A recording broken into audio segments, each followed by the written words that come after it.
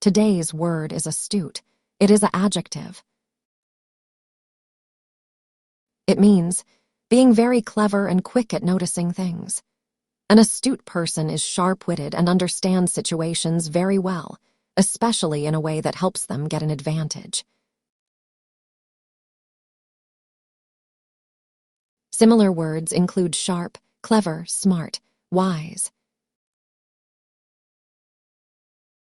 The astute detective found the hidden clue immediately. She made an astute choice by saving her money for a new bike. He is an astute student who always notices the teacher's mistakes. How did you know the game was a trick? I was being astute and watched how the dealer moved his hands. Emma shows that being astute means paying close attention to details to figure out a secret or a plan.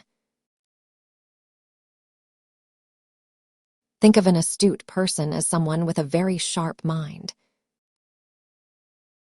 It rhymes with cute, but it means being smart. Can you think of a time you were astute and figured out a secret or a problem?